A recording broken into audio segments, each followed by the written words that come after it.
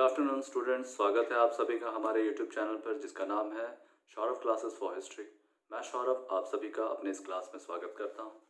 आज मैं MA semester third के सब्जेक्ट कोड CC8 से, जिसका नाम है कंटेम्प्रेरी इंडिया 1947 से 2000, इसके यूनिट 1 के सेक्शन 3, जिसमें हमें इलेक्शन एंड पॉलिटिकल पार्टीज़ के बारे में पढ़ना है। तो इलेक्शन हमने लास्ट क्लास में बता दिया। आज हम राजनीतिक दल अर्थात पॉलिटिकल पार्टीज़ के बारे में देखेंगे, विस्तृत तौर पे इसकी चर्चा करेंगे। तो चलिए बिना समय गवाए हम अपने इस विषय को प्रारंभ करेंगे। इस विषय के अंतर्गत हम देखेंगे कि राजनीतिक दल क्या होते हैं, ये किन प्रकार के होते हैं और इनकी क्या विशेषताएं होती हैं, और उनको जानने के पश्चात हम ये भी जानने का प्रयास करेंगे कि राजनीतिक दलों को राष्ट्रीय अथवा राज्य स्तरीय दल के रूप में मान्यता प्रदान करने के लिए कौन कौन सी क्राइटेरिया अथवा योग्यता होनी आवश्यक है। तो चलिए बिना समय गवाए हम अपने इस विषय को प्रारंभ करते हैं। राजनीतिक दल वे स्वैच्छिक संगठन अथवा लोगों के वे संगठित समूह होते हैं जो समान दृष्टिकोण रखते हैं तथा जो संविधान के प्रावधानों के अनुरूप राष्ट्र को आगे बढ़ाने के लिए राजनीतिक शक्ति प्राप्त करने की कोशिश करते हैं। आधुनिक लोकतांत्रिक राज्य में 4 प्रकार के राजनीतिक दल पाए जाते हैं। पहला, प्रतिक्रियावादी राजनीतिक दल।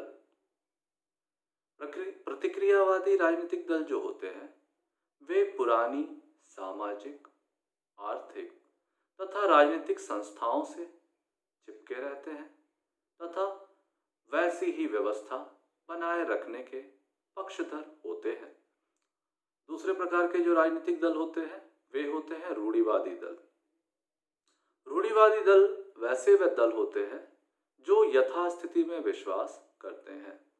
यथास्थिति का मतलब कि जैसी अवस्था बनी हुई है वैसी अवस्था को वो बरकरार रखना चाहते हैं। तीसरे दल जो होते हैं वो होते हैं उदारवादी दल। उदारवादी दलों का मुख्य लक्ष्य विद्यमान संस्थाओं में सुधार लाना होता है। उदारवादी दल के रूप में जो दल पाए जाते हैं उन दलों में यह सामान्य से लक्षण पाए गए हैं कि वे विद्यमान व्यवस्थाओं में सुधार चाहते हैं और उसके सुधार के द्वारा शासन संचालित करते हैं। और चौथा जो हमारा दल है वह होता है सुधारवादी दल। सुधारवादी दल जो होते हैं इनका उद्देश्य विद्यमान व्यवस्था को हटाकर नई व्यवस्था स्थापित करना होता है। भारतीय परिप्रेक्ष्य में वामपंथी दलें जैसे CPI, CPM आदि को सुधारवादी दलों की श्रेणी में रखा जाता है। अर्थात CPI और CPM जैसे दल जो होते हैं वे सुधारवादी दल के होते हैं और इनका उद्देश्य विद्यमान व्यवस्था को हटाकर एक नई व्यवस्था स्थापित करने की होती है। कांग्रेस को उदारवादी दलों की श्रेणी में रखा जाता है। उदारवादी का हमने आपको पूर्व में भी बताया, जिनका लक्ष्य विद्यमान संस्थानों को सुधार करके उन पर उनके अनुसार शासन करना है। तो उदारवादी दल का सबसे महत्वपूर्ण उदाहरण कांग्रेस पार्टी में देखा जा सकता है। एवं भारतीय जनता पार्टी को प्रतिक्रियावादी या रूढ़िवादी दलों की श्रेणी में रखा गया है। प्रतिक्रियावादी और रूढ़िवादी दलों के विषय में हमने बताया था जो पुरानी सामाजिक, आर्थिक और राजनीतिक संस्थाओं से चिपके हुए हैं और जो यथास्थिति में वर्तमान में रखने की वकालत करते हैं। तो इस श्रेणी के सबसे महत्वपूर्ण दल के रूप में हम भारतीय जनता पार्टी को देखते हैं। अब राजनीतिक दलों की क्या विशेषताएं होती हैं उन पर प्रकाश डालेंगे। तो सबसे पहले यह बहुदलीय व्यवस्था पर आधारित होती है, यह इसकी सबसे प्रमुख विशेषता है। भारत की विशालता तथा विविधता के कारण यहाँ अनेक दलों का उदय हुआ। वास्तव में भारत में विश्व की सर्वाधिक राजनीतिक दलें हैं। वर्तमान समय में भारत में 7 राष्ट्रीय दल, 46 राज्य स्तरीय दल एवं 1593 गैर मान्यता प्राप्त पंजीकृत दल हैं। इसके अलावा भारत में सभी प्रकार के राजनीतिक दल हैं। वामपंथी दल, केंद्रीय दल, दक्षिणपंथी दल, सांप्रदायिक दल तथा गैर सांप्रदायिक दल आदि। परिणाम स्वरूप त्रिशंकु संसद तथा त्रिशंकु विधानसभा एवं साझा सरकार का गठन भारत में एक सामान्य सी बात हो गई है। इसकी दूसरी जो राजनीतिक दलों की विशेषता है वह है एक दलीय व्यवस्था। भारत में बहुदलीय व्यवस्था के बावजूद लंबे समय तक कांग्रेस का शासन रहा है। अतः श्रेष्ठ राजनीतिक विश्लेषक रजनी कोठारी ने भारत में एक दलीय व्यवस्था को दलीय शासन व्यवस्था अथवा कांग्रेस व्यवस्था कहा है। इस प्रकार से हम देखते हैं कि इसकी एक विशेषता एक दलीय व्यवस्था भी है। इसकी तीसरी महत्वपूर्ण विशेषता स्पष्ट विचारधारा का अभाव है।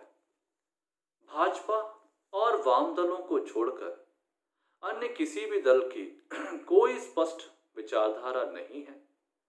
अन्य सभी दल एक दूसरे से मिलती जुलती विचारधारा रखते हैं। उनकी नीतियों एवं कार्यक्रमों में काफी समानता है। लगभग सभी दल लोकतंत्र, धर्मनिरपेक्ष, समाजवाद और गांधीवाद की वकालत करते हैं। इसके अलावा सभी दल, जिसमें तथाकथित विचारधारावाद दल भी शामिल है, केवल शक्तियों से ही प्रेरित है। अतः राजनीतिक विचारधारा के बजाय मुद्दों पे आधारित राजनीति करते हैं और फलवादिता के सिद्धांत का स्थान लेते हैं। राजनीतिक दलों की चौथी महत्वपूर्ण विशेषता, इसमें व्यक्तित्व का महिमा मंडन होता है। बहुधा दलों का संगठन एक श्रेष्ठ व्यक्ति के चारों ओर देखा जाता है, जो दल और उसकी विचारधारा से ज्यादा महत्वपूर्ण हो जाता है। दल अपने घोषणा पत्रों के बजाय अपने नेताओं के द्वारा पहचाने जाते हैं। यह भी एक तथ्य है कि कांग्रेस की प्रसिद्धि अपने नेताओं जवाहरलाल नेहरू, इंदिरा गांधी और राजीव गांधी की वजह से थी। इसी प्रकार तमिलनाडु में AIDMK तथा आंध्र प्रदेश में तेलुगु देशम पार्टी ने MG रामचंद्रन तथा NT रामाराव से अपनी पहचान प्राप्त की। यह भी रोचक है कि कई देश अपने नाम से नेताओं का इस्तेमाल करते हैं, जैसे बीजू जनता दल, लोकदल A, कांग्रेस I इत्यादि। इसी तरह हम भारतीय जनता पार्टी में पाते हैं कि नरेंद्र मोदी की जो सरकार है, तो नरेंद्र मोदी का जो भारतीय जनता पार्टी दल है वो विशेष रूप से नरेंद्र मोदी के नाम से विख्यात है। तो इस प्रकार से हम लोग पाते हैं कि भारत में राजनीतिक दलों के स्थान पर राजनीतिक व्यक्तित्व का महत्व बढ़ता चला जा रहा है। इसकी पांचवी जो महत्वपूर्ण विशेषता वह है पारस्परिक कारकों पर आधारित। भारत में अधिकांश दलों का गठन धर्म, जाति, भाषा, संस्कृति तथा नस्ल आदि के नाम पर होता है। उदाहरण के लिए शिवसेना, मुस्लिम लीग, हिंदू महासभा, अकाली दल, मुस्लिम मजलिस, बहुजन समाज पार्टी, गोरखा लीग आदि। ये दल सांप्रदायिक और क्षेत्रीय हितों को बढ़ावा देने का कार्य करते हैं और इस कारण सार्वजनिक हितों की अनदेखी करते हैं। राजनीतिक दलों की छठी महत्वपूर्ण विशेषता क्षेत्रीय दलों का उद्भव भी है। भारत की दलीय व्यवस्था का एक दूसरा प्रमुख लक्षण राज्य स्तरीय दलों का उदय और उनकी बदलती भूमिका भी है। कई प्रदेशों में वे सत्तारूढ़ दल हैं, जैसे उड़ीसा में बीजेडी, आंध्र प्रदेश में तेलुगु देशम पार्टी, तमिलनाडु में डीएमके या एआईडीएमके, पंजाब में अकाली दल, असम में असम गण परिषद, जम्मू कश्मीर में नेशनल कॉन्फ्रेंस, बिहार में जनता दल यूनाइटेड आदि। प्रारंभ में वे क्षेत्रीय राजनीति तक ही सीमित थे, किंतु कुछ समय से केंद्र में साझा सरकारों के कारण राष्ट्रीय स्तर पर इनकी भूमिका महत्वपूर्ण हो गई है। राजनीतिक दलों की सातवीं महत्वपूर्ण विशेषता दल बनाना और दल परिवर्तन है। भारत को दल बनाना, दल परिवर्तित करना, टूट, विलय, बिखराव, ध्रुवीकरण आदि राजनीतिक दलों की कार्यशैली के महत्वपूर्ण रूप हैं। सत्ता की लालसा तथा भौतिक वस्तुओं की लालसा के कारण राजनीतिज्ञ अपना दल छोड़कर दूसरे दलों में शामिल हो जाते हैं या नया दल बना लेते हैं। इसके कारण केंद्र तथा राज्य दोनों में राजनीतिक अस्थिरता की तथा दलों में विघटन को बढ़ावा मिलता है। राजनीतिक दलों की आठवीं महत्वपूर्ण विशेषता हम देखते हैं कि प्रभावशाली विपक्ष का अभाव इसमें पाया जाता है।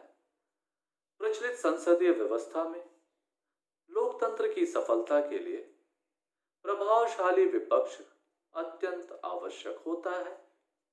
यह सत्तारूढ़ दल की निरंकुश शासन प्रवृत्ति पर रोक लगाता है और वैकल्पिक सरकार देता है। किंतु कि पिछले कुछ 50 वर्षों में कुछ अवसरों को छोड़कर देखा जाए तो ज्ञात होता है कि देश में सशक्त, प्रभावशाली एवं जागरूक विपक्ष का अभाव ही रहा है।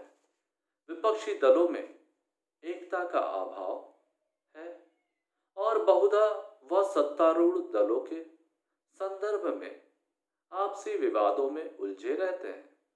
वे राष्ट्र निर्माण तथा राजनीतिक क्रियाओं में सृजनात्मक भूमिका निभाने में असफल रहे हैं। अब हम राजनीतिक दलों की विशेषताओं को देखने के बाद राजनीतिक दलों की राष्ट्रीय या राज्य स्तरीय मान्यता हेतु दशाओं को समझने का प्रयत्न करेंगे। निर्वाचन आयोग निर्वाचन के प्रयोजनों से राजनीतिक दलों को पंजीकृत करता है और उनकी चुनाव निष्पादनता के आधार पर उन्हें राष्ट्रीय या राज्य स्तरीय दलों के रूप में मान्यता प्रदान करता है। आयोग द्वारा राष्ट्रीय या राज्य स्तरीय मान्यता हेतु कुछ आवश्यक दशाएं निर्धारित किए गए हैं, जिसके बारे में हम एक एक करके विचार व्यक्त करेंगे। सबसे पहले राष्ट्रीय दलों की मान्यता हेतु कुछ प्रमुख शर्तें हैं, जिसमें पहला जो है वह है कि यदि कोई दल लोकसभा अथवा विधानसभा में आम चुनाव में 4 अथवा अधिक राज्यों में वैध मतों का 6% प्राप्त करता है तथा इसके साथ वह किसी राज्य या राज्यों से लोकसभा की 4 सीटें प्राप्त करता है तो उसे राष्ट्रीय दल का मान्यता प्राप्त हो जाता है। इसका दूसरा जो महत्वपूर्ण शर्त है कि यदि कोई दल राष्ट्रीय दल के रूप में मान्यता प्राप्त करता है जब वह लोकसभा में 2% स्थान जीतता है तथा ये सदस्य 3 विभिन्न राज्यों से चुने जाते हैं। इसकी तीसरी महत्वपूर्ण शर्त है कि यदि कोई दल कम से कम 4 राज्यों में राज्य स्तरीय दल के रूप में मान्यता प्राप्त हो तो वह राष्ट्रीय दल की श्रेणी में आ जाता है। अब हम राज्य स्तरीय दलों के रूप में मान्यता हेतु कुछ महत्वपूर्ण शर्तों की चर्चा करेंगे। यदि किसी दल ने राज्य की विधानसभा के आम चुनाव में उस राज्य में हुए कुल मतों का 6% प्राप्त किया हो तथा इसके अतिरिक्त उसने संबंधित राज्य में 2 स्थान प्राप्त किया हो तो उसे राज्य स्तरीय दल के रूप में मान्यता मिल जाती है। इसकी दूसरी महत्वपूर्ण शर्त है कि यदि कोई दल राज्य की लोकसभा के लिए हुए चुनाव में उस राज्य से कुल वैध मतों का 6% प्राप्त करता हो तथा इसके अतिरिक्त उसने संबंधित राज्य में लोकसभा की कम से कम 1 सीट जीती हो तो उसे राज्य स्तरीय दल के रूप में मान्यता प्राप्त होती है। इसकी तीसरी महत्वपूर्ण शर्त है राज्य स्तरीय दल के लिए कि यदि प्रत्येक 25 सीटों में से किसी विशेष दल ने लोकसभा की कम से कम 1 सीट जीती हो या लोकसभा के चुनाव में उस संबंधित राज्य में उसे विभाजन से कम इतनी सीट प्राप्त की हो तो वह राज्य स्तरीय दल के रूप में माना जाएगा। इसकी चौथी महत्वपूर्ण विशेषता है कि यदि किसी दल ने राज्य की विधानसभा में कुल स्थानों का 3% या 3 सीटें जो भी ज्यादा हो प्राप्त किया हो तो वह राज्य स्तरीय दल के रूप में मान्यता प्राप्त कर सकता है। इसकी पांचवी महत्वपूर्ण शर्त है कि यदि कोई दल राज्य में लोकसभा के लिए संपन्न हुए आम चुनाव में अथवा विधानसभा चुनाव में कुल वैध मतों का 8% प्राप्त कर ले, यह शर्त 2011 में जोड़ी गई तो उसके बाद वह राज्य स्तरीय दल के रूप में मान्यता प्राप्त कर सकता है। आम चुनाव में राजनीतिक दलों के प्रदर्शन के आधार पर मान्यता प्राप्त दलों की संख्या परिवर्तित होती रहती है। वर्तमान में देश में लगभग 7 राष्ट्रीय दल और 46 राज्य स्तरीय दल देखे जा सकते हैं। इस प्रकार से हमने राजनीतिक दलों के विषय में देखा कि राजनीतिक दल क्या है, इनका क्या स्वरूप है और इन दलों की विशेषताओं पर भी हमने प्रकाश डाला। उनकी विशेषताओं को जानने के बाद हमने यह भी देखा कि किसी भी दल को राष्ट्रीय अथवा राज्य स्तरीय दल के रूप में मान्यता प्राप्त करने के लिए किन निर्धारित शर्तों का पालन करना पड़ता है और उसकी जो मिनिमम निर्धारण योग्यता है उनको पूरा करने के बाद उनको राष्ट्रीय अथवा राज्य स्तरीय दल के रूप में मान्यता प्राप्त होती है। यह समय समय पर बदलती रहती है, इसलिए हम स्पष्ट रूप से यह नहीं कह सकते कि कितने राष्ट्रीय अथवा कितने राज्य स्तरीय दल है। वर्तमान समय में जब भाजपा की पूर्ण बहुमत की सरकार है तो अनेक राष्ट्रीय दल जो राष्ट्रीय दल के रूप में मान्यता प्राप्त थे उनकी जमानत जब्त हो जाने के कारण और मिनिमम शर्तों को पूरा नहीं कर पाने के कारण उनकी राष्ट्रीय दल के रूप में मान्यता समाप्त हो गई और वे राज्य स्तरीय दल बन गए।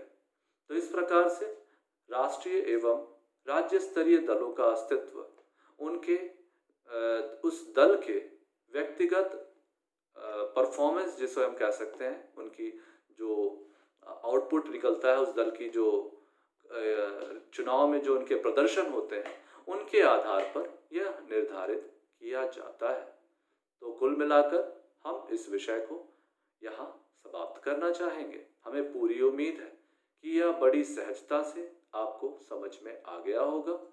हम आपको अगले क्लास में मिलेंगे एक नए विषय के साथ।